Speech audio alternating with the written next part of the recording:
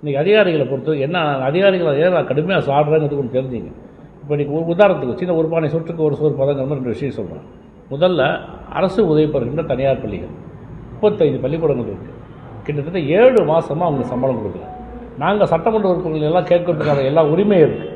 ஏன்னா எங்களுக்கு அந்த தொகை சட்டமன்றத்தில் ஒதுக்கும்போது நாங்களும் கை தூக்குறோம், தொகை ஒதுக்கும்போது நாங்களும் கை தூக்குறோம், நிதி ஒதுக்குறோம். அந்த நிதி கொடுக்கப்படுகிறது, பட்ஜெட் ப்ரொவிஷன் கொடுக்குறாங்க, முதலமைச்சர் ஒப்புதல் தரார், கல்வி அமைச்சர் ஒப்புதல் தரார். எல்லாம் முடிஞ்சதுக்கப்புறமா அந்த ஃபைலில் 7 மாதமாக அந்த பணம் வரலன்னா யார் கேட்குறதுங்க? நான் இந்த நிதித்துறை செயலரை கேட்குறேன், தலைமைச் செயலரை கேட்குறேன். உங்களுக்கு சம்பளம் இல்லைன்னா உங்களால் உங்கள் வீட்டு உள்ளே போக முடியுமா? உங்கள் வீட்டு உள்ளே நீங்கள் போக முடியுமா? உங்கள் வீட்டுக்காரங்களாம் உங்களை உள்ளே விடுவாங்களா? சம்பளம் எங்கேயா இருந்தாங்க கேட்பாங்க. அப்போ ஒரு சாதாரண ஏழையில் ஒரு ஆசிரியர் அவங்க பிள்ளைங்களுக்கு ஃபீஸ் கட்ட கூட முடியல ஆசிரியர். அப்போ இந்த மாதிரி சம்பளம் இல்லாமல் ஒரு மன உளைச்சலில் கடனை வாங்கி குடும்பம் நடத்திட்டு இருந்தாங்கன்னா அவங்க பிள்ளைங்களுக்கு எப்படி பாடம் நடத்துவாங்க? அல்டிமேட்டாக யார் பாதிக்கப்படுறா? மாணவிகள், பிள்ளைங்க. இந்த எண்ணம் கூட இல்லையா?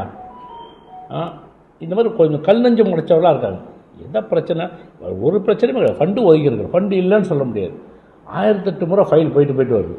நானும் எத்தனை முறை கல்வி அமைச்சரை பார்க்குறது, எத்தனை முறை முதலமைச்சரை பார்க்குறது? அவங்களாம் மனிதர்கள் இல்லையா? என்ன அநியாயம் இது? குப்பை, நீ குப்பைக்காரனுக்கு பணம் கொடுக்கல. நீ காலையில் பார்க்குற எல்லா பொம்பளைங்களும் இங்கே வந்து நிற்குது. வேலை செய்கிற பொம்பளையும் காசு இல்லை, வாகனத்தை ஓட்டிட்டு வாடகை எடுத்துருக்காங்க, அவங்களுக்கு பணம் கொடுக்கல. அந்த நிறுவனத்தை கூப்பிட்டு கேட்டால் எங்களுக்கு 8 கோடி பாக்கி, 10 கோடி பாக்கி, எங்களுக்கு 4 மாதமாக கொடுக்கல. பாண்டிச்சேரியில் மார்ச் மாதம் வரைக்கும் கொடுத்துருக்காங்க.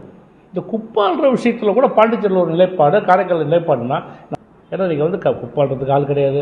பள்ளிக்கூடத்தில் ஒரு காரைக்காலில் திடீர்னு ஒரு அறிவிப்பு வருதுங்க. காரைக்கால் மட்டும் இல்லை, பாண்டிச்சேரி மாநிலம் முழுக்க அதிகாரியுடைய அட்டுழியத்தை கேளுங்க. எல்லா கல்லூரிகள்லேயும் பாலிடெக்னிக்கில் இவங்கெல்லாம் ஷார்ட் டேர்ம் கான்ட்ராக்ட்னு சொல்லி போட்டு பல வருஷமாக வேலை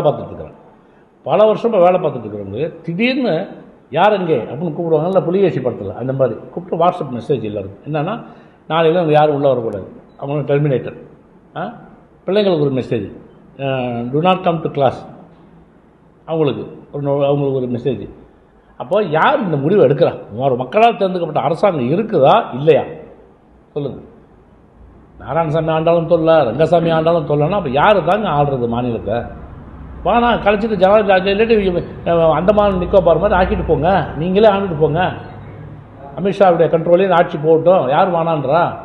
எதுக்கு எங்களுக்கெல்லாம் ஓட்டு போட்டு பொருளாதார ரீதியாக பல சிக்கல்களை சந்தித்து, சமூக ரீதியாக பல பிரச்சனைகளை சந்தித்து, இவங்களுடைய வாழ்வாதாரத்தை இழந்து இப்படிலாம் நாங்கள் மக்களுக்காக போய் பேசுவோம். எத்தனை பிள்ளைங்க வெயிட்டிங் லிஸ்ட்டில் நாளைக்கு வேலை கிடைக்கணும்னு அலையிறாங்க. அவங்களுக்கு ஒன்றுமே இல்லை, பதில் இல்லை. முதலமைச்சர் கொடுன்றாரு, மந்திரி கெஞ்சுறாரு, எம்எல்ஏலாம் போய் நிற்கிறோம், கொஞ்சம் கொடுங்க சார், பாவம் சார் இருக்கிறோம், வேக்கன்சி இருக்குது, கொடுக்க மாட்டாங்க. அந்த பிள்ளைங்களும் அடுத்த மாதம் ஏஜ் ரேட்டு எக்ஸ்பயர் ஆகுது, அவங்க ரெனியூவல் இருக்காது. அப்போ அவங்களுக்கு கையில் கிடச்சிது, கண்ணுகளில் கிடச்சிது, கையில் கிடைக்கல. இது என்ன?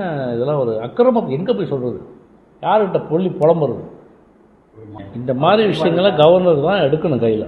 ஏன் அவர் இப்போ நான் பேசுகிறேன், அவர் எதிர்கட்சின்னு பார்க்கக்கூடாது. நான் எதிர்கட்சி மாதிரி இப்போ நான் பேசலை. நான் ஊருக்காக பேசுகிறேன், இங்கே இருக்கிற என்னுடைய மக்களுக்காக, எல்லா தரப்பு மக்களுக்காகவும் பேசுகிறேன். ஏன்னா இன்றைக்கி ஆளுநர்கள் தலையிட்டு ஏன் சம்பளம் 7 மாதம் கொடுக்கல? எதுக்கு? ஹோம் கார்டில் நான் ஒன்று கேட்குறேன். ஹோம் கார்டில் இன்டர்வியூ வச்சு எடுக்கிறாங்க, எக்ஸாமு வைக்கிறாங்க, எக்ஸாம் வச்சு பாஸ் பண்ணி போதுங்க. அந்த பொம்பளை பிள்ளைங்க நிறைய பேர் அதில் அது எல்லாம் பயிற்சி கொடுக்குறாங்க. விட்டுட்டு குடும்பத்தை விட்டுட்டு எல்லாம் போய் பயிற்சி செஞ்சுறாங்க. ஒரு போலீஸ் பயிற்சியில் எப்படி இருக்குன்னு உங்களுக்கு தெரியும். மனசாட்சி வேணும்.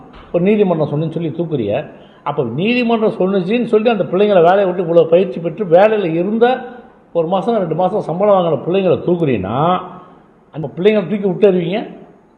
என்ன நடந்தது? ஏன் அவங்க மேலே நடவடிக்கை எடுக்கல? பிள்ளைங்களை வேலை வெளியே ஆக்கின மாதிரி நீங்கள் அவங்க மேலே நடவடிக்கை எடுங்க. அப்போ பிள்ளைங்கன்னா ஒரு மாதிரி, அதிகாரிகளை காப்பாற்றுறது ஒரு மாதிரியா? என்ன நியாயம் இது?